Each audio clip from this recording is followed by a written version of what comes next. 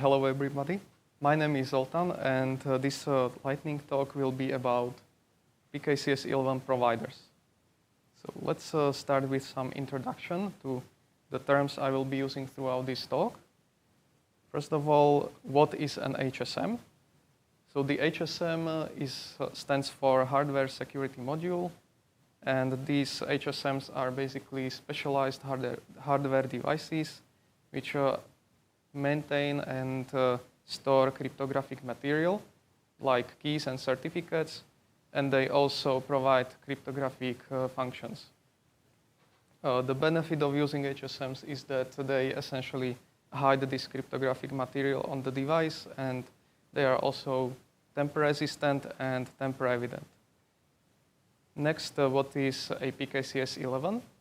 So PKCS 11 is a standard which specifies an application programming interface called CryptoKey, and this interface is used by devices that contain keys and perform or provide cryptographic functions. So basically, HSMs use CryptoKey, and whenever I will say PKCS 11 module, I'm referring to HSMs that use this CryptoKey API. And lastly, what is a PKCS 11 provider? So the PKCS 11 provider is something that allows you to plug these PKCS 11 modules into existing crypto libraries like GnuTLS and OpenSSL, and you can use these modules as cryptographic backend. So what are the benefits of using PKCS 11 providers? So the obvious one would be that you can have your custom cryptographic backend. As long as you can access it as PKCS 11 module, you can just plug it into the library and you can use it. It doesn't have to be a physical device. It can also be purely software-based. Examples of such software-based modules are Soft HSM, Soft Token, or Cryoptic module. Another benefits would be basically if you are using an actual physical device, you get all the benefits of using the HSM. For example, it can have hardware accelerated algorithms, or you can also choose to use any certified HSMs. For example, the Cryoptic module aims to be fully FIPS certified. So now let's take a look at one concrete example of such a PKCS 11 provider. This one is a provider for GnuTLS, and I have split the logical structure into these segments. So first of all is the loading of the PKCS 11 module. That is done via the GnuTLS's global priority file, which is basically the main configuration file. And you can do it by specifying the provider section, and you then specify just the path to the module you want to use and pin to the module so the provider can log in. Then there is the actual provider structure inside GnuTLS, and this one is initialized at the library's initialization, and it loads the entire function list of the PKCS 11 module and serves as the main entry point to the module. And lastly, there is the PKCS 11 backend, which replaces the default cryptographic backend of the library, which is net library. And here, all supported algorithms are implemented by using the CryptoKey API. Now let's take a look at the demo. So I have this directory with a test program. It's this one, RSA encrypt decrypt. As you can already tell by the name, it does just the RSA encryption and decryption. So let's take a look. It's quite simple. There is the main. There is the GnuTLS initialization. There are some importing of RSA keys, but this is the main part. I call here two library functions from GnuTLS. The GnuTLS pubkey encrypt data, which encrypts a message. the message is concretely hello there. And it encrypts it with a public key, and we obtain a ciphertext. And then immediately I call GnuTLS privkey decrypt data, which decrypts the received ciphertext, the one, and decrypts it with a RSA private key, and we obtain a plaintext. And then I just do some sanity check that the plaintext we obtain is the same as the original message. And if everything went okay, then we print OK. So let's try to run it. I already have it compiled, so yeah. Everything went okay. And so this used the default crypto backend, which is the net library. Now let's try to use the PKCS API provider and plug in the cryptographic module. So I have here this directory called cryptographic. As you can see, I have here the cryptographic module itself. It's already configured and initialized, so we don't have to worry about anything here. And then I have here this GnuTLS configuration file, which I will use now. And it has the provider section. And I specify path to the module we want to use and a pin to the module so we can log in. And as you can see, the path is to not to the cryptographic directly, but to PKCS API spy. I will use this as a proxy to record all of the communication that's being done between the provider and the cryptographic. And then I have here this script, which is quite simple. It just sets the environment. Here you can see that I am setting the PKCS API spy module to work as a proxy between the cryptographic module. And all of the communication between provider and cryptographic will be saved into this spy.log file. And then I set the GnuTLS's configuration right there. And finally, I call the RSA encrypt decrypt executable. So now let's take a look. We'll try to run it. As you can see, everything went okay. But now there is this spy.log file. So let's take a look what it contains.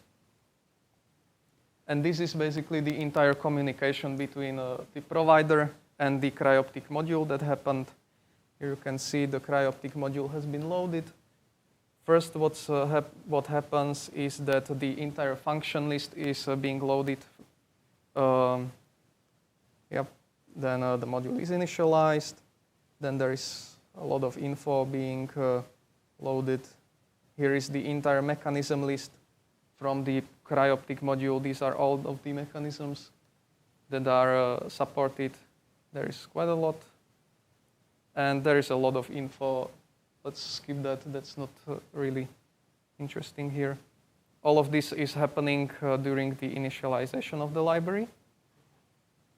And then we come to the encryption operation, which starts here. First, a session is opened. Then it's logged into. Then there is a create object function called, which basically imports the public RSA key. You can see here the type is RSA, and it's a public key. Here is the entire public key. And then there is the encryption operation, which you can see. We provide the message, which is hello there, and we obtain this ciphertext data. And then the session is closed. That's the entire encryption operation. And here is the start of the decryption operation. Another session is opened. It's logged into. Another object is created. This is the import of the RSA private key. You can see it here. So the key type is RSA, and it's a private key. And then here is the actual decrypt operation. We provide the ciphertext, which we obtained before, and we obtain a result, which is the plaintext hello there. And yeah, that's all for the demo.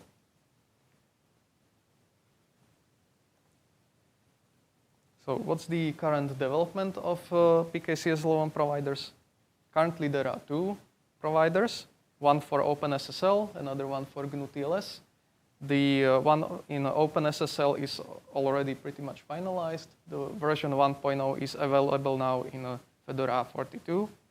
And their future to-do list is to add support for post-quantum cryptography. And the provider which we have seen just now, which is in GnuTLS, it is pretty much functional, but there is still some work to do. Most importantly, it needs more rigorous testing, because right now it's only tested with the cryptographic module. Pin handling should also be improved. For example, right now it's just a plain pin in the configuration. And although it supports already all of the common algorithms, it would be nice to have more support. And that's it for this lightning talk. Thank you for your attention. And if you have any questions, we have a few minutes, I believe. Yes?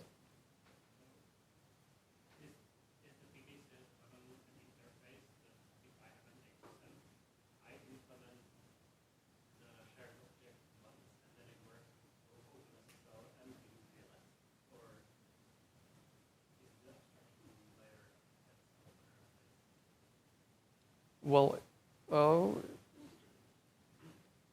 so the question was, if you implement something with the cryptographic API, which is the PKCS L1 standard, so if you can just plug the result into OpenSSL or GnuTLS, am I saying it right? Yes. Yeah.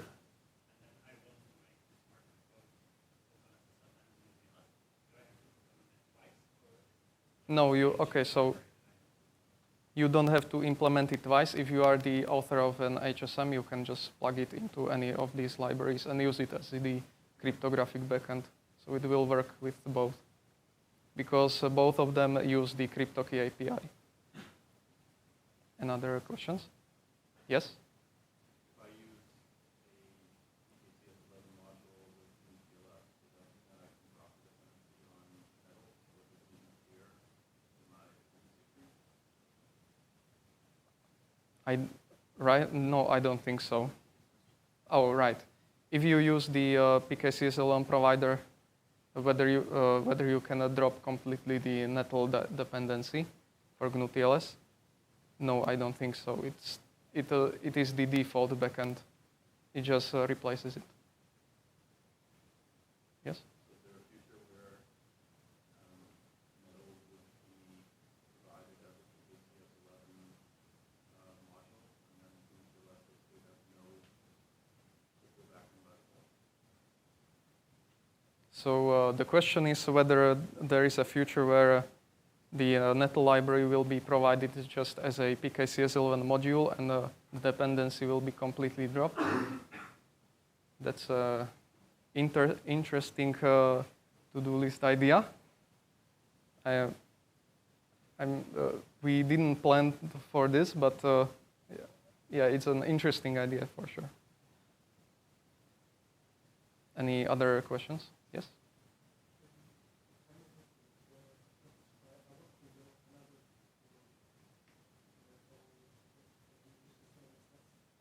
Yes.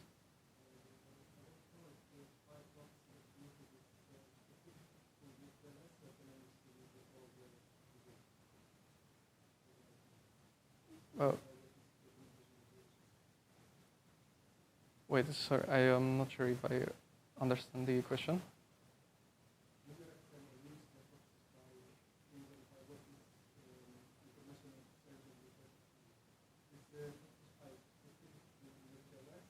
Okay.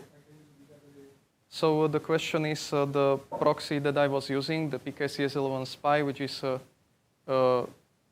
if it is specific for GnuTLS, or if you can use it with any other module. no, it's not specific to GnuTLS. You can use it with any module. You can use it as a proxy for anything, any module, basically. Okay, so thank you for your attention again.